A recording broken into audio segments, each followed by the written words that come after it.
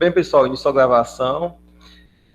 Dando continuidade à nossa disciplina de Físico-Química 2, hoje nós vamos para a nossa aula de número 12, que corresponde à aula 1 da unidade 3 da disciplina.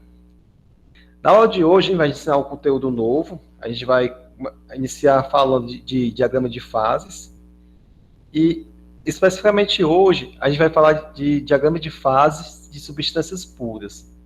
Ou seja, a gente vai falar hoje somente de sistemas com um componente, tá certo? Além disso, pessoal, a gente também vai falar sobre as curvas de equilíbrio, certo? Que são essas curvas aqui nesses diagramas que separa duas fases, tá certo? Por exemplo, essa curva aqui é a curva de equilíbrio líquido-vapor, que separa as fases líquidas da fase gasosa. E, por fim, nós vamos falar de regra das fases de Gibbs, tá certo? Que, a partir dessa relação, a gente pode especificar o número de variáveis intensivas que deve ser especificada para a gente determinar o estado de um sistema em equilíbrio. Então, pessoal, por que nós precisamos saber sobre diagramas de fases? Diagrama de fases é uma das formas, tá certo? É um gráfico que representa a forma mais compacta de se exibir as mudanças de estado que uma substância pode ter. E qual é a ideia fundamental para entender bem esse assunto?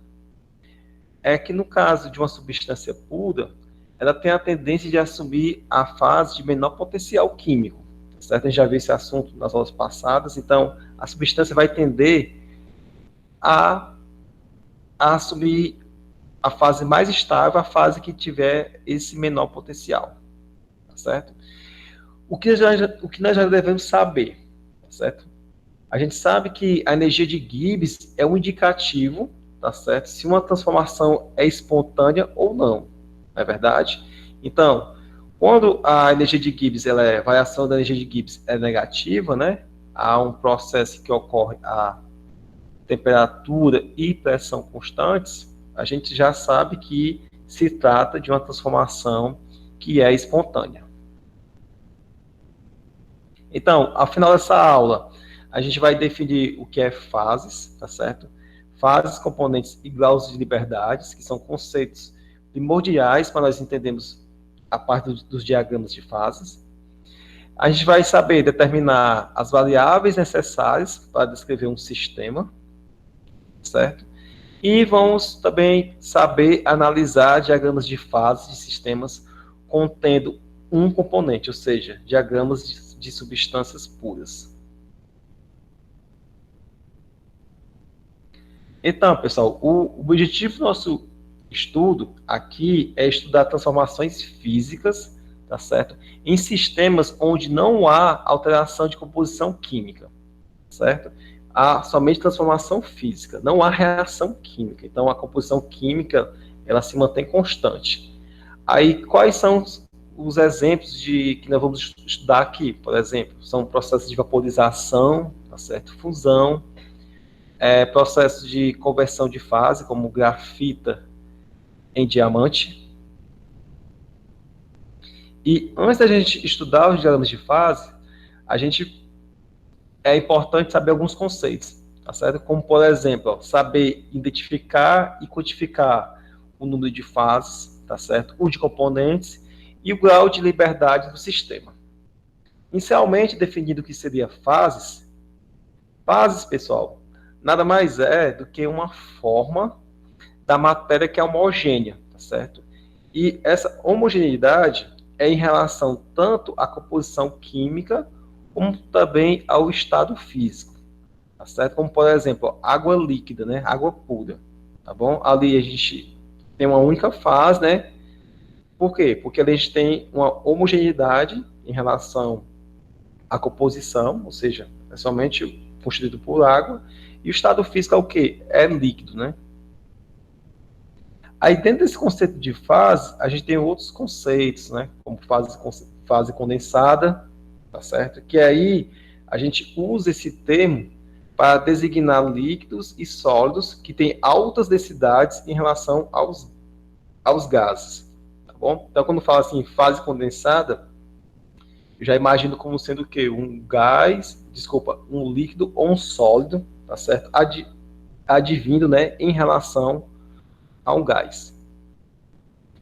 E também a gente vai encontrar termos como fase fluida ou simplesmente fluido. Então, esse termo ele é usado para designar um líquido ou um gás em relação ao sólido. Certo? Então, se eu falar assim, aqui a gente tem um dissolvente, tá certo? O dissolvente aqui é um sólido, né, que está em equilíbrio com a fase fluida. Essa fase fluida, que está em equilíbrio com o sólido dissolvente, pode ser ou um líquido ou um gás. Aí nós temos também outros conceitos, né, como componente, tá certo? Então, componente, o que seria componente? Um sistema de diagrama de fase. Seriam os constituintes químicos independentes que estão presentes no sistema.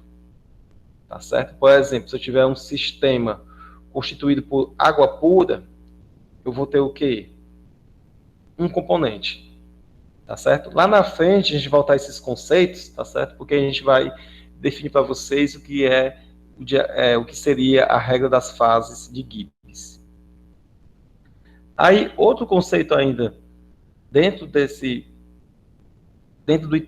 entendimento de diagrama de fases, são os graus de liberdade, tá certo? Os graus de liberdade ou variância, tá certo? Representam o número mínimo de variáveis intensivas que deve ser informado para que um dado sistema equilíbrio seja definido, tá bom? Daí, pessoal, a gente tem que lembrar que propriedades intensivas são aquelas propriedades termodinâmicas que não dependem do tamanho do sistema, né? Como pressão, temperatura, né? Composição química, tá certo? Todos esses são exemplos de variáveis intensivas. Aí, ainda falando de conceitos importantes, a gente tem outros, tá certo? Como transição de fase, né? Que seria o quê? Seria a conversão espontânea de uma fase em outra, tá certo? Que ocorre a uma temperatura característica para uma dada pressão, tá certo? A temperatura na qual ocorre essa transição de fase é chamada de temperatura de transição, tá bom? E representa a temperatura em que as duas fases estão em equilíbrio, tá bom? Lembrando, pessoal, que no equilíbrio, no caso, a variação da energia livre de Gibbs, né, o diferencial de G é igual a zero, certo? Isso é uma condição de equilíbrio de um sistema.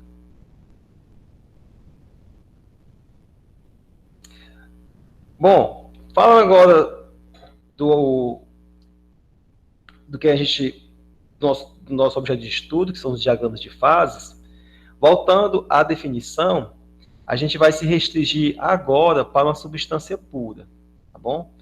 Então, o diagrama de fases, ele mostra as regiões de pressão e temperatura onde cada fase é termodinamicamente estável, tá certo?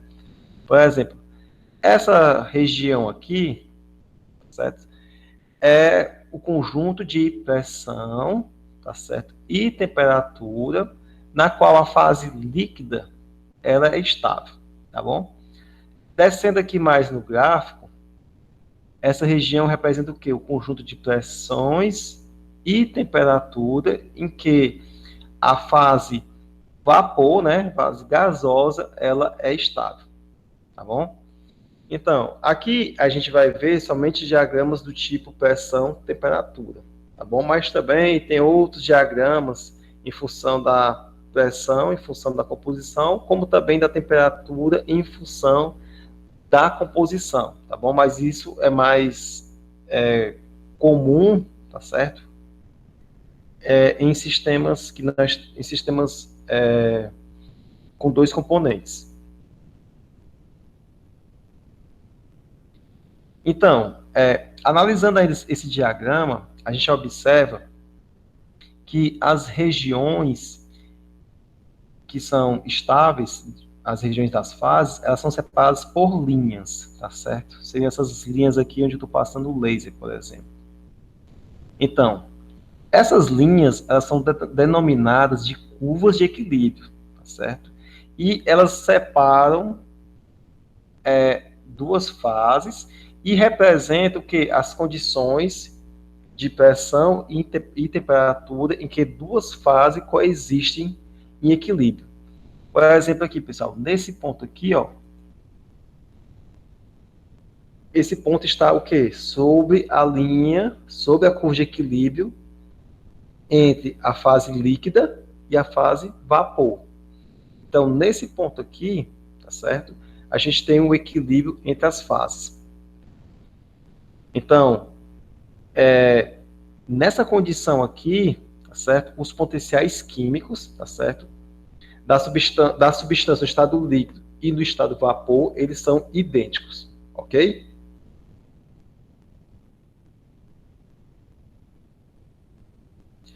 Aí agora, pessoal, a gente vai definir, tá certo? Algumas propriedades, algumas informações que a gente pode retirar desses diagramas, como, por exemplo, o ponto triplo, tá certo? Que é o ponto de encontro das três curvas de equilíbrio, tá certo?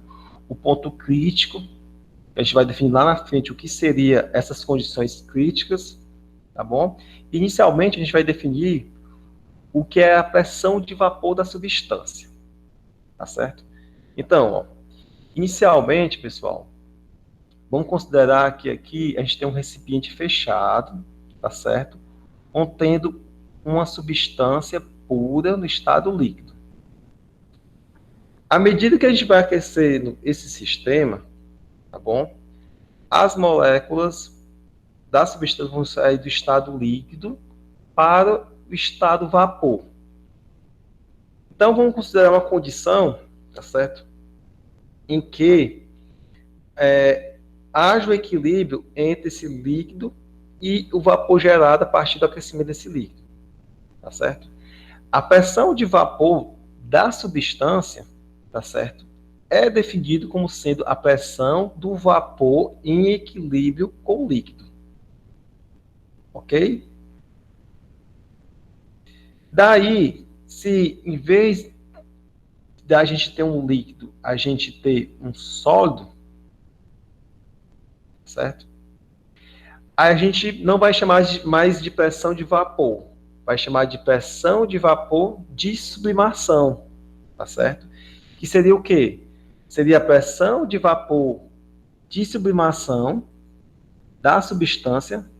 No caso, a substância ela vai estar no estado sólido.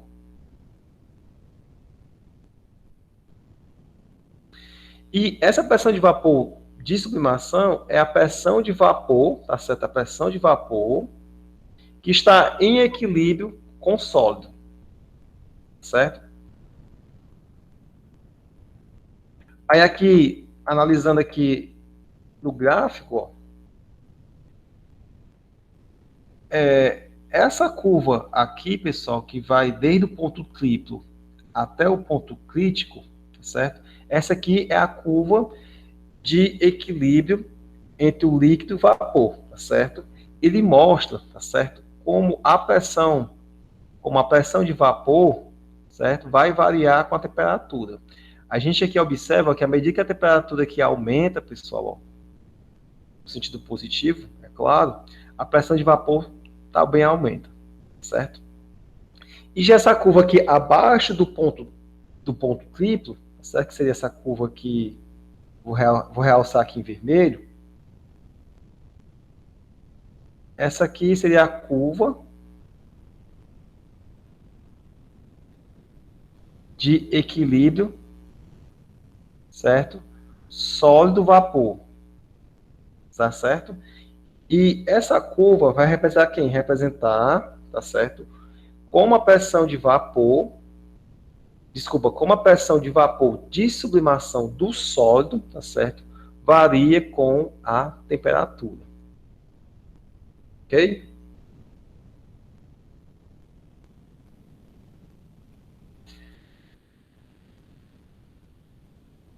Daí, pessoal, a gente vai agora definir outros termos, como ponto de ebulição. Aí, para isso, a gente vai considerar também outro processo de aquecimento, tá bom? Então, vamos lá. Vamos supor que um líquido ele é aquecido em um vaso aberto, tá certo? Conforme está aqui mostrado na figura, tá bom? A gente sabe que se o líquido for volátil, né, o líquido então vai se vaporizar a partir da superfície, né, para a fase vapor. E considerando que o vapor pode se expandir livremente, tá certo? Isso ocorre quando a pressão de vapor do líquido é igual à pressão externa, tá certo? A pressão externa que o líquido está submetido, certo? Então, nesse caso aí, essa condição, a gente vai ter o quê? Um processo de ebulição.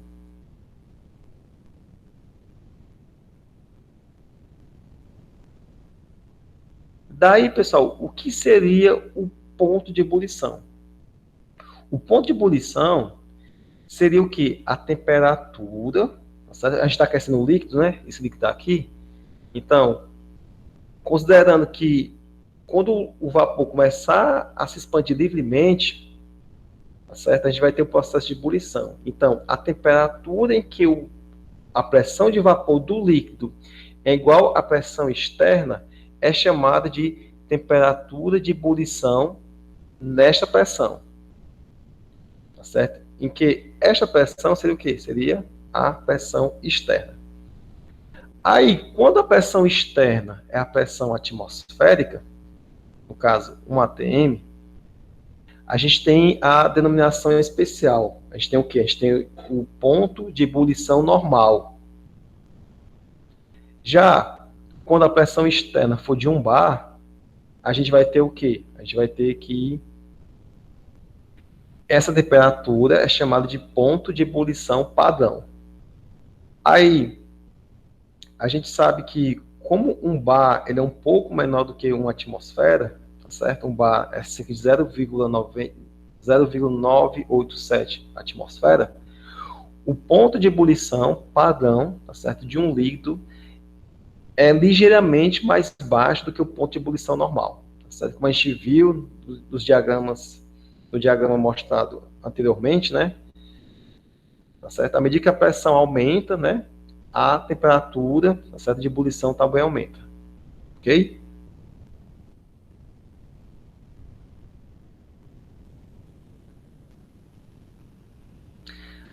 Agora, pessoal, a gente vai definir agora outra propriedade, tá certo? A propriedade de temperatura crítica e pressão crítica. Aí, para isso, a gente vai considerar novamente um novo processo de aquecimento, tá certo? Aqui nessa figura aqui mostrada, ó, a gente tem um líquido sendo aquecido, tá certo? Só que quando o líquido é aquecido num vaso fechado, conforme está mostrado aqui na figura, a ebulição não ocorre. Tá certo? Então, neste caso, o que vai acontecer é o seguinte: a pressão de vapor e a massa específica do vapor vai aumentar, tá certo? Como resultado de quê? Da vaporização do líquido, tá bom? E, ao mesmo tempo, a massa específica do líquido vai diminuir, tá certo? Então, se a gente continuar aquecendo esse líquido, tá bom? Vai chegar a um ponto, tá certo? Uma temperatura em que a massa específica do vapor e do líquido vão ser iguais, tá certo?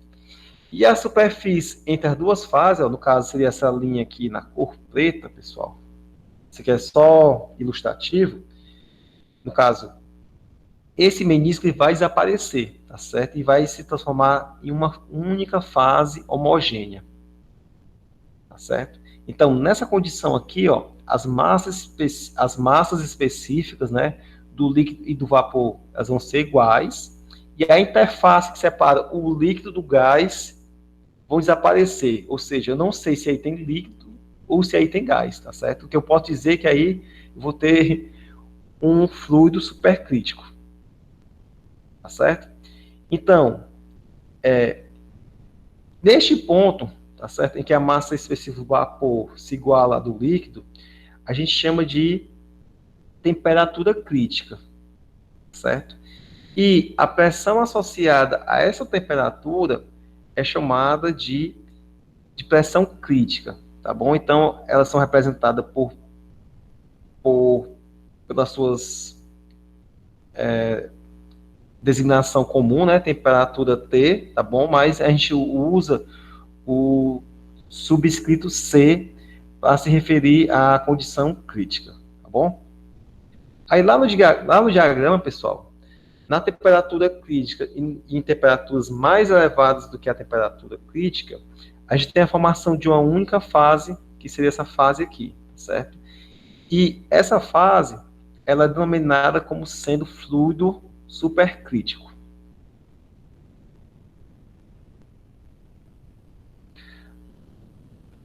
Aí, outras informações que a gente pode retirar do diagrama de fases é o ponto de fusão, tá certo? O ponto de fusão, pessoal, é a temperatura em que, sob uma determinada pressão, as fases sólido e líquido de uma substância coexistem em equilíbrio, certo? Então, esse ponto de fusão, né, é igual à nossa temperatura de fusão, tá bom? E como a substância pura funde na mesma temperatura em que ela se congela, tá certo? Então, a temperatura de fusão e a temperatura de congelamento é a mesma. Aí, fazendo analogia com o ponto de ebulição, pessoal, a gente também tem duas definições especiais. Por exemplo, ó, quando a pressão externa é uma atmosfera, né, um ATM, a gente tem um ponto de fusão normal, tá certo? E nesse caso, ele também pode ser chamado de ponto de congelamento normal, já que a temperatura de fusão e congelamento é a mesma para uma substância pura, tá certo? Já quando a pressão externa ela é de 1 bar, certo? A gente tem que essa temperatura em que ocorre a fusão é chamada de ponto de fusão padrão, tá certo? A gente sabe que as condições padrões, né, são as condições que os processos ocorrem na pressão de 1 bar, certo? Mais uma vez, pode também ser chamado de ponto de congelamento, ok? Contudo, pessoal, na maioria das aplicações, né, na maior parte das aplicações, a diferença entre os pontos de congelamento normal e o padrão são desprezíveis, tá certo? Diferentemente do ponto de ebulição, que a variação é um pouco mais, é ligeiramente diferente um do outro, tá certo? Em relação ao ponto de fusão, a gente pode considerar que o ponto de fusão normal, na pressão de uma atmosfera, é praticamente o mesmo, tá certo? Do que o ponto de fusão padrão, que é na pressão de 1 bar. Ok? Pessoal, eu estou só falando e vocês aí bem caladinho, não perguntam nada, não interrompem.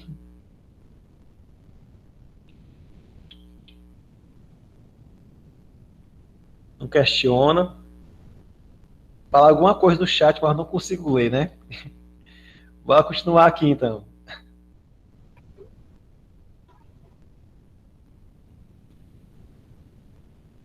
Então, pessoal, falando de outras informações que a gente pode retirar do diagrama de fases, uma informação muito importante, tá certo? Que é característica da substância que a gente está estudando, é o ponto triplo, tá certo?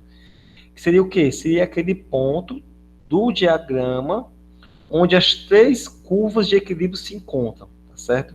É a curva de equilíbrio sólido-líquido, seria essa curva aqui. Aqui, a curva de equilíbrio líquido-vapor. E aqui, a curva de equilíbrio líquido-sólido, tá certo? Vão se encontrar nesse ponto aqui, que é chamado de ponto triplo. Então, é importante ressaltar que o ponto triplo de uma substância, ele é invariante, certo? Ele ocorre sempre em uma única pressão, ok? Que seria essa pressão aqui, certo? Em uma única temperatura tá certo? E ele é característico da substância, tá bom? Aí, pessoal, não sei se vocês conseguem ver aí, tá bom? A gente nomeia a temperatura no ponto triplo como T3, tá bom? Para indicar que é essa temperatura do ponto triplo. E no caso aqui da pressão, seria P3, né? Seria a pressão no ponto triplo, ok? Wilton, esse ponto triplo, ele, ele é indicado porque ele separa o sólido, o líquido e o vapor, é isso? Ele tá aqui, seria esse ponto aqui de encontro às três curvas. Não, eu estou entendendo. Eu estou nessa localização dele. É Hum. porque ele pega os três pontos, o sólido, o líquido e vapor. Pronto, eu entendi sua pergunta. Você está perguntando se aqui no ponto triplo a gente tem as três fases em equilíbrio? Sim, viu? Nesse ponto aí a gente tem as fases sólida, líquida e vapor em equilíbrio. Se a gente pegar esse ponto aqui, ó, quais são as fases em equilíbrio? Sólido e líquido. Pronto. Aqui, Líquido e vapor. líquido e vapor, tá certo? E aqui seria o quê? Por exemplo, aqui seria a temperatura de ebulição, né? Ponto de ebulição,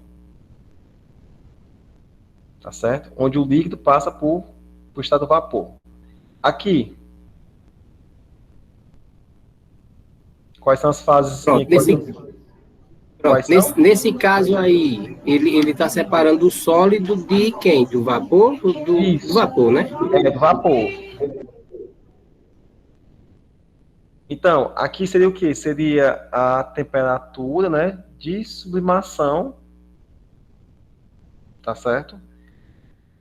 Na verdade, esse ponto aqui seria o quê? Seria o ponto de fusão ou congelamento, não é verdade? Ó, por exemplo, ó, se o vapor passa por sólido, né? Então seria o quê? Seria um ponto de... Não, na verdade seria sublimação, né? Que é vapor por sólido, ok? Agora, aqui do sólido para o líquido, que aqui seria o quê? Seria o ponto de fusão, né? E o ponto de congelamento, certo? Eles são idênticos.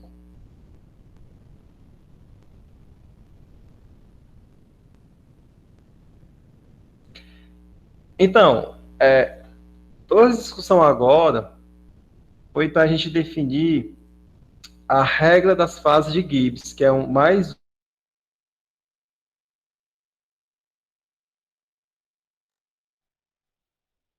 Eu acho que é o esperado, né?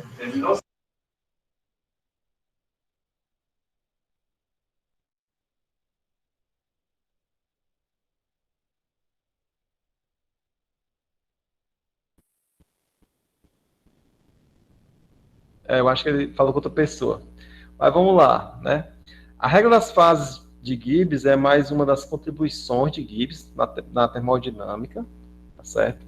E ela nos dá o número de parâmetros que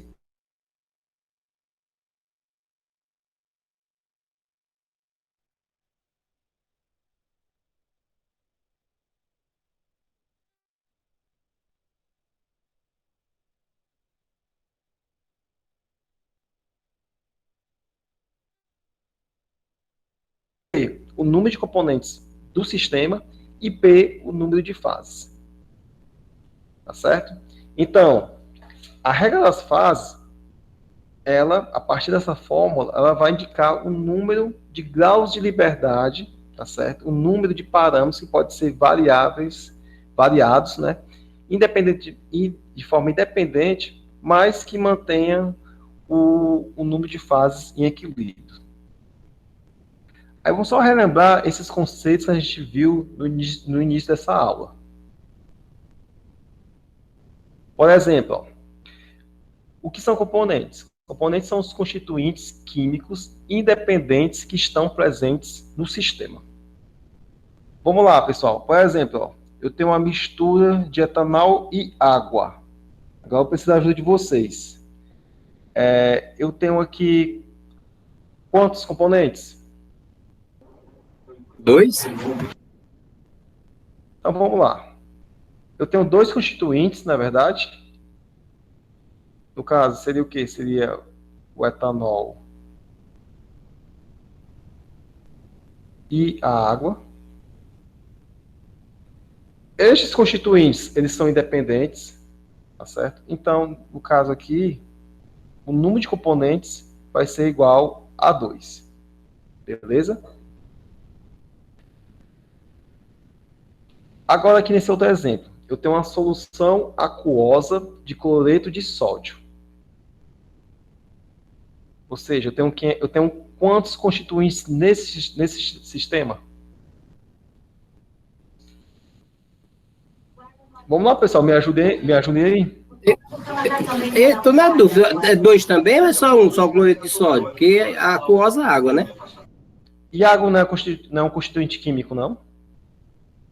Então, não é isso? É o cloreto de sódio e a água. Mas o cloreto de sódio seria quem? O NaCl? Isso, NaCl aquoso, não é verdade? Que se dissociando fica como? Na mais, Cl menos. Na mais aquoso, na verdade, mais Cl menos Cl menos aquoso. aquoso. Então, nós temos quantos constituintes? 2. 3. 3? A água, tem a água, tá certo? E a água. Então, a gente tem quem? A gente tem a água, certo? O cloro e o sódio. O cátion, né? O cátion de sódio, o Na+, e o cloreto, Cl-. Beleza? Agora eu pergunto a vocês. A gente tem 3 constituintes químicos. Agora, componentes, nós temos quantos?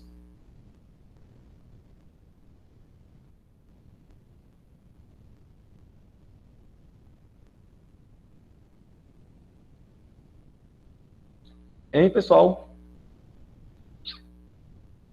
Eu acho que são 2. Por quê? Porque tem a água e o cloreto de sódio. Certo. Mas vamos lá, para a definição. São os constituintes químicos independentes que estão presentes no sistema. Tá certo? Você está correto. A gente tem dois componentes, tá bom? Mas constituintes nós temos 3. Mas por que a gente não tem 3 componentes? Por quê?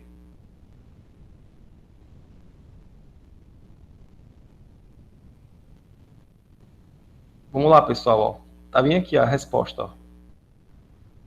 O Na+, e o Cl-, eles não são independentes.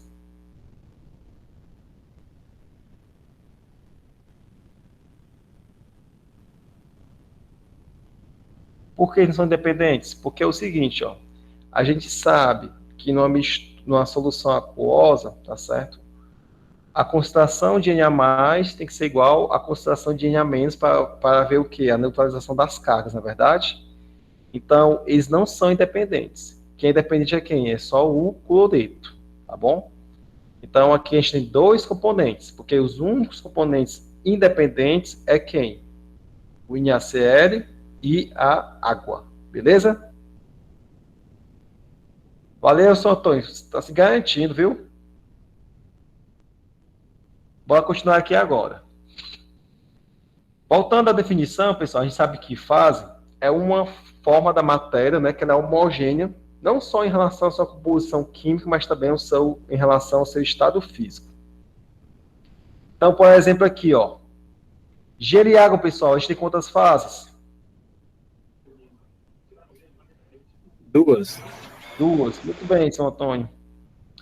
Uma mistura gasosa tem quantas fases? Hã? Só uma, não? Só uma, não é verdade? Eu tenho a mistura gasosa, vamos supor que eu tenho lá uma mistura gasosa contendo o quê? CO2, nitrogênio, oxigênio e vapor d'água. Tá certo? Mas só quando eu olhar para lá, para a mistura, eu só sei o quê? É o quê? É uma matéria homogênea, tá certo? Eu não sei quem é quem ali não, mas eu sei que ali é uma mistura de todos os constituintes, tá certo? E é homogêneo em relação ao estado físico, né, que é gasoso, e também a composição química, porque em cada ponto da mistura, né, a composição ela é a mesma, tá certo? Aí vamos lá, para finalizar aqui no último exemplo, pessoal, água líquida, né? Logicamente, a gente só tem uma única fase, né? Que é a fase líquida. Isso. Aí voltando, pessoal, a variância, né? Ou os graus de liberdades, tá certo? A gente sabe que a variância e os graus de liberdades é dado pela regra das fases de Gibbs, né? Que é F é igual ao número de componentes menos o número de fases mais 2. Tá bom? Então, o que seria essa variância? Tá certo? Seria o número mínimo de variáveis intensivas que deve ser informado para que um dado sistema em equilíbrio esteja devidamente definido. Vamos lá, pessoal. Por exemplo, eu tenho um sistema com um só componente, tá certo? Então, no caso aqui, ó, seu Antônio, um só componente, o C é igual a quanto? É igual a 1. E esse sistema, ele também é monofásico, tá certo? Então, ele só tem uma fase. Então, P é igual a 1. Então, para esse sistema, tá certo? A partir da regra das fases de Gibbs, o número de graus de liberdade é igual a 2. Todo mundo enxerga isso, não enxerga? Aplicando essa fórmula aqui. Então, Sim. termodinamicamente, que isso requer? Requer que, para esse sistema, tá certo? A pressão e a temperatura, que são variáveis intensivas, elas podem ser alteradas independentemente, tá certo? Uma da outra, sem que se modifique o número de fases, tá certo? Então, como eu falei para vocês, o número de graus de liberdade é igual a 2, e a gente diz que esse sistema ele é bivariante, tá certo? Ou seja, tem 2 graus de liberdade, tá certo? Daí, a gente vai considerar agora o mesmo sistema, contudo, ele tem 2 fases,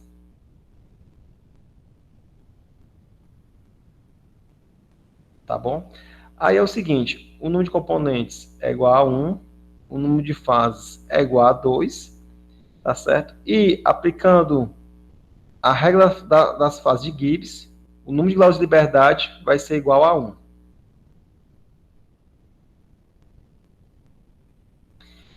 Então, o que é que isso significa? Significa que para esse sistema, tá certo? A temperatura ou a pressão, ou uma ou a outra, não mais as duas, tá certo? Pode ser alterada, mas a alteração da temperatura ou da pressão, ela é acompanhada por uma modificação definida na pressão, tá certo? Para que as duas fases continuem em equilíbrio, tá bom? Então, nesse caso, eu posso modificar a temperatura, mas a pressão também vai ser alterada, tá bom? Ou eu posso modificar a pressão e a temperatura também vai ser alterada, tá bom? Essa condição é que para que o sistema, tá certo, continue as duas fases, tá certo? Continue em equilíbrio, tá bom? Então, a gente fala que o quê? Que o sistema ele é univariante, tá certo? E tem um grau de liberdade.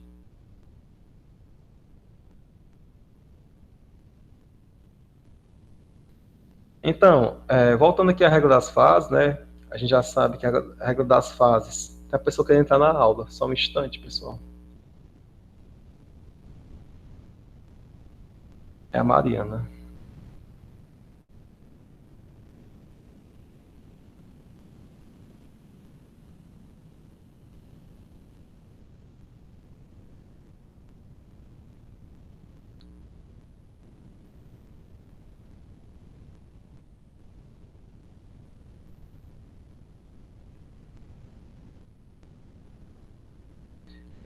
Bom, estava só esperando a Mariana voltar para a aula para a gente continuar, viu, Mariana?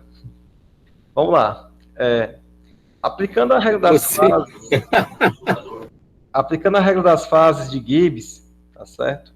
Eu pergunto agora, né? Quantos graus de liberdade tem cada sistema, tá certo? Em relação ao item A, eu tenho água Wilton, líquida em equilíbrio com seu vapor. Vamos lá, seu Antônio. Eu tenho um sistema aqui essa fórmula que você colocou lá, F é igual a C menos P, é menos 2 ou é mais 2? mais 2, seu Antônio. Ok. Aí vamos lá, seu Antônio. O número de componentes aqui para esse sistema é quantos? Toma. Água líquida em equilíbrio com seu vapor. Um componente, não é verdade? Número de fases, seu Antônio. 2. 2. Tá certo? Então, a variância, né, o número de graus de liberdade é quanto aqui?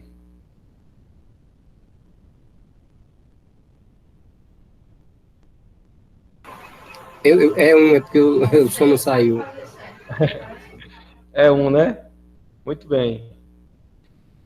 Então, o que é que significa? Significa que para esse sistema, tá certo? É univariante. Ou a temperatura, né, ou a pressão, ela pode ser especificada. Tá certo?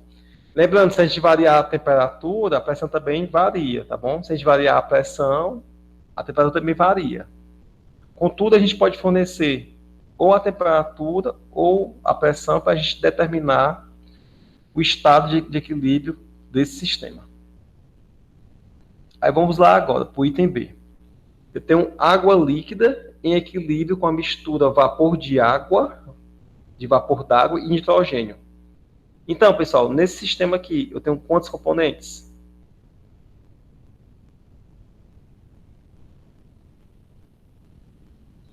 2? 2. Muito bem. Eu tenho quantas fases? Eu acho que é 2 também. Eu também acho, seu Antônio, que é 2 também. Os componentes é quem, pessoal? O componente é a água e o nitrogênio, né? E as fases? Líquida e gás, né? Vapor. Tá certo? E nesse caso aqui, a gente está considerando que o nitrogênio ele não é solúvel na água, tá bom? Ele está só na fase gasosa. Então, o número de graus de liberdade aqui é igual a 2. Aí, seu Antônio, para especificar o estado de equilíbrio desse sistema, quais as variáveis que a gente poderia fornecer? Diga aí. Quais o quê? Quais as variáveis intensivas que a gente poderia fornecer para especificar o sistema? Você está falando das variantes, é? As variáveis. Quais são? Pressão, temperatura, o que mais? A gente está vendo aí água e nitrogênio, né? Nós... Esse F aqui, pessoal, não é só um cálculo, não, pessoal. Esse F aqui, ele representa as variáveis intensivas que a gente deve fornecer para especificar o estado de equilíbrio do sistema, tá bom? Ele é muito mais do que um valor. Aqui, ele foi igual a 1, então aqui a gente pode especificar ou a temperatura ou a pressão, tá certo? O item B aqui, pessoal, a gente pode especificar quem?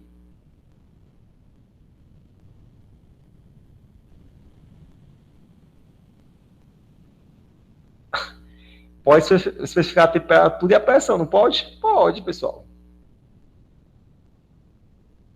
Então, ó, essas duas propriedades podem ser especificadas e elas podem ser independente variadas, certo? Porém, pessoal, uma vez que elas sejam especificadas, tá bom?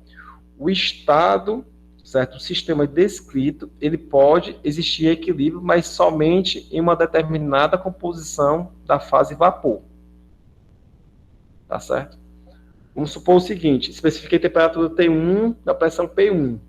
Então, vai ter uma composição relacionada nessa condição.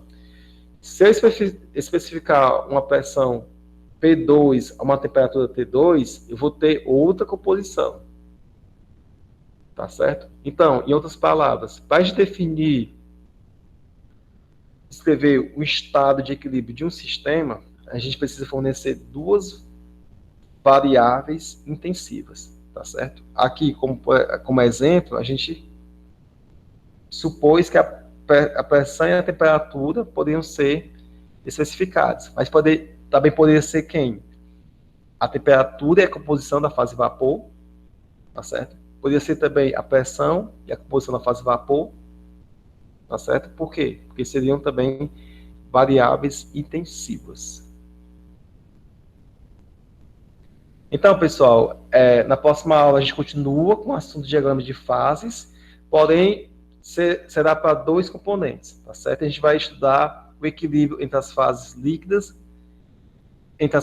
líquida e gasosa.